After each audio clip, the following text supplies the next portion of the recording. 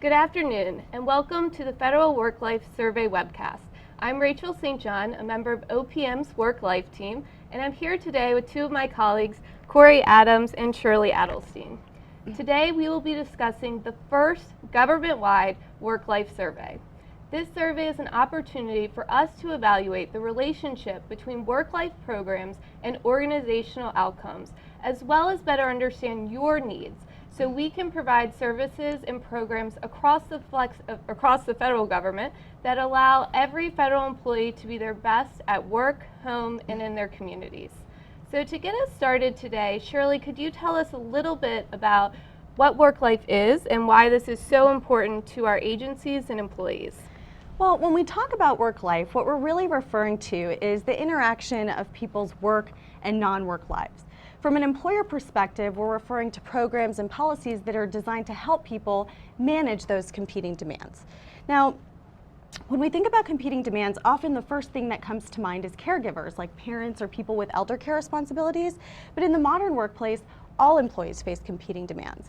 And there's a lot of evidence that when employers implement programs and supports to help employees, everyone benefits. So our survey is designed to help us measure employee needs and what kinds of things can really help them.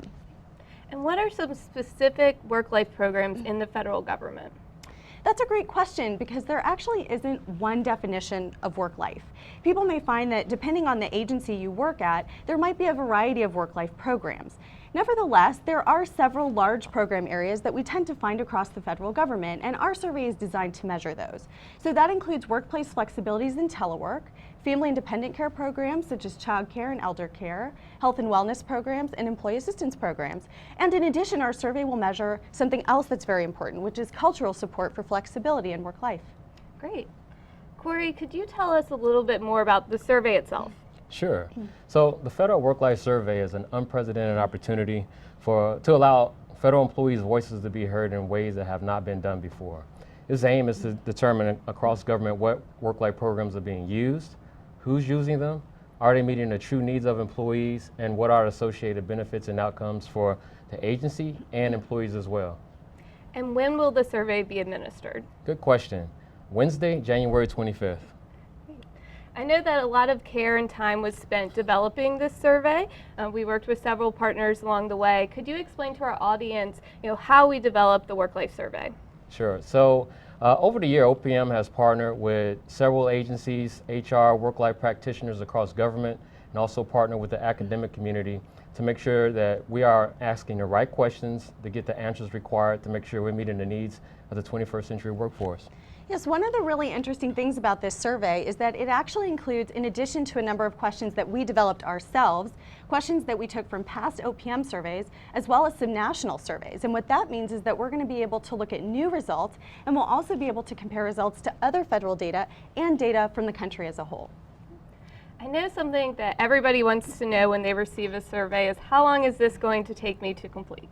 Well, actually not that long. We average about 15 to 20 minutes, but it really depends on the employee's experience. Right, so the survey is designed so that you actually skip over questions that don't apply to you. For instance, say you aren't a parent or you don't have any child care responsibilities, you'll actually skip over that whole section. Great. So my understanding as well is that we're going to be doing a sample of federal employees instead of a census. So Shirley, could you explain a little bit about why we're doing a sample?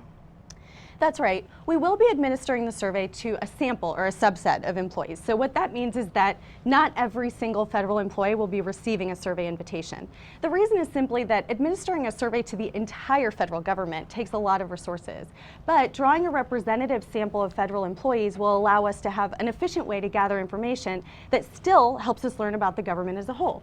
So our survey will be administered to about 200,000 federal employees. We are randomly drawing them out of OPM's central personnel database, and when we analyze the information, we'll actually still be able to produce results that are representative of some specific agencies as well as the federal government as a whole. Great. And I know something that's really important to me and to other people when they're taking a survey is confidentiality. So what is OPM doing to protect people's confidentiality? Confidentiality is really important, and OPM understands that for employees who are deciding to participate in a survey, it's just critical to know that your responses will be confidential. So we can assure people that we've taken a lot of steps to make sure that's the case. And in addition, all of the results that we report will be at the aggregate agency or organizational level. We won't be releasing any information that would allow an employee to be identified. I think it'll also be important to note that the work-life survey will be administered on the same secure platform as the Federal Employee Viewpoint Survey as well. So, Yes. And that leads me to another question I had was, the Federal Employee Viewpoint Survey, also known as the EVS, may be a survey that our audience is familiar with. Could you explain how that survey differs from the Federal Work-Life Survey? Many people are familiar with the Federal Employee Viewpoint Survey. That's an annual government-wide survey that OPM administers to employees throughout the federal government. Our survey is in some ways similar and in other ways different from the FEVS. So it's similar in the sense that we too are sampling employees from throughout the federal government. It's also largely an attitudinal survey. However, the FEVS includes a lot more people, and most importantly, our survey really focuses on work life, and that's what's so exciting about it. We've never had a survey that allowed us to gather so much information to really improve our programs. Great. I know I'm really excited about the rich information we'll be getting from the survey as well. And Corey, I was wondering if you could talk now a little bit more about how this information will be shared and used. sure. So once the survey is complete, we will release the survey results in two basic different forms: a government-wide report and individual agency reports. And what we hope to see from that is how the federal government compares to the private sector, and also what are some benchmarks and best practices that are taking place in the government as a whole. We're also at the OPM level would like to use the information and analyze on the continual process where we develop and implement policy to advance work-life programs. And we also would like to continue to assist and provide guidance to agencies to help them improve their work-life programs, training and practices as well. So as you can hear, this survey is really an opportunity for employees to make their voices heard, both to their own agency leaders who are responsible for the programs at their agencies, and to OPM, because we're responsible for developing policy government-wide. Great. Sometimes it's helpful to me to use an example to show how we're actually going to bring this to life. So let's say an agency gets their results back and they see in their report that they have a large employee population with elder care responsibilities and needs. How would that information be used by the agency to better the organization and to help our employees? Okay, well, agencies already take great lengths to invest resources in work-life programs. However, they do it blindly, without comprehensive information that really gives them opportunity to make data-driven decisions to best, use those resources to advance their programs. For instance, a lot of agencies don't actually know how many parents or elder caregivers they have at their agencies. So let's say, as you suggested, that an agency discovers a high proportion of elder caregivers at their agency, they may decide to reallocate their resources more towards elder care supports such as emergency backup care, support groups, or other services through the Employee Assistance Program. And I think we did a really good job of providing a brief overview of the survey. If people are interested in learning more, where should they go for information? Well, I'll recommend a first stop is to check with your local HR office within your agency to identify who's your work-life survey POC or your work-life program coordinator or manager. Those individuals should be able to provide you with some information that you may want to find. Also, you can also take a look at our website at www.opm.gov/work-life survey. There you'll find a host of frequently asked questions, copies of our previous webinars, and also including a recording of this webcast. Great. So in conclusion today, I just want to give you both an opportunity to share some last remarks with our audience about the survey. So Corey, we'll start with you. Okay.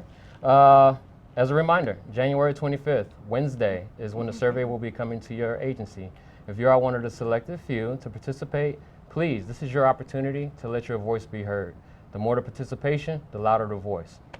Ultimately, this survey is all about you. This is your chance to let us know what you need and what's important to you. With these results, we'll be able to help agencies develop better programs, and we'll be able to provide policies that best meet the needs of employees throughout the federal government.